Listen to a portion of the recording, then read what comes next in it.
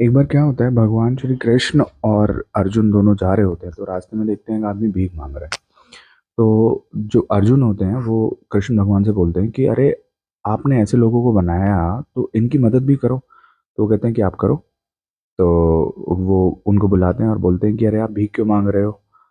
आप ऐसे करो, ये गोल्ड कॉइन्स लो और अब आज के बाद आप भीख मत मांगना। तो बहुत सारे सोने के सिक्के उनको पकड़ा देते हैं। वो बहुत खुश होता है, जा कहता है कि अरे यार, अब तो मैं जाऊंगा गांव में और लोगों को दिखाऊंगा जो मुझे चिढ़ाते थे, और बड़ा सा घर बनाऊंगा, ऐसे करूंगा वैसे करूंगा, ये करूंगा वो करूंगा। रास्ते में उसको दो चोर मिलते हैं। उसको दो तीन थप्पड़ वप्पड़ मारते हैं और उससे वो गोल्ड कॉइन्स जो होते हैं वो सारे छीन के ले जाते हैं।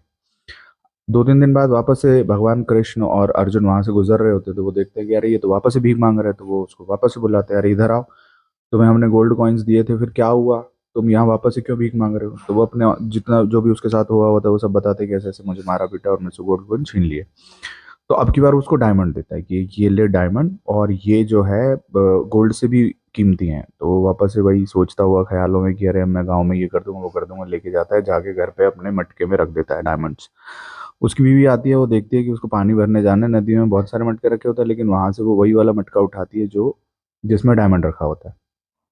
तो वो लेके जाती है सीधा नदी में और जाके पानी भरती है। वो डायमंड सीधा पानी में चला जाता है। उसके बाद वापस से भगवान निकल रहे होते हैं, वो वापस से भीख मांग रहा होता है। तो वो उससे फिर पूछते हैं, अरे तुझे डायमंड दिया था, अब भी तो भीख मांग रहा है?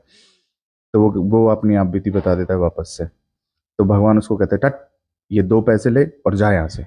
तो अर्जुन बोलता है, भगवान एक बार जाके मैं देखता हूँ इसके जीवन में क्या चल रहा है। वो उसके पीछे जाता है, देखता है कि आगे आगे जा रहा है वो, और एक मछली वाला दिखता है उसे, जिसकी टोकरी में एक मछली बहुत तड़प रही होती है। तो वो कहता है कि अरे यार, ये दो पैसे का वैसे भी कुछ होना जाना नहीं है, तो क्यों ना इस मछली की जान बचा ली जाए। तो वो मछली वाले के पास जाता है, उसको दो पैसे देता है, भाई मुझे ये वाली मछली देते। वो मछली उसको दे देता है और जाके वो उसको नदी में डाल देता है। जैसे ही वो नदी में डालता है, मछली से पट से उसके मुंह से निकलता है डायमंड। जाके फटाक से वो डायमंड उठा लेता है।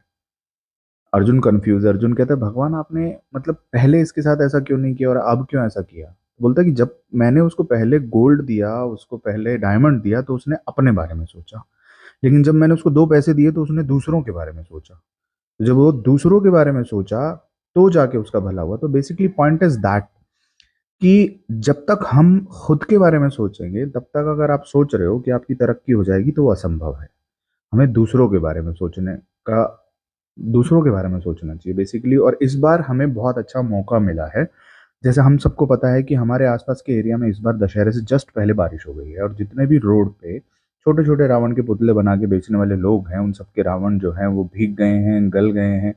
और मेरे ख्याल से इस बार बहुत अच्छा मौका है उनके बारे में सोचने का। तो प्लीज़ आपसे सबसे रिक्वेस्ट है, आप जाओ, अपने आसपास निकलो, उनके जैसे भी पुतले हों, एट द एंड हमें रावण का प्रतीक जला के अपने अंदर की बुराई को उस दिन समाप्त करने की कोशिश करनी है।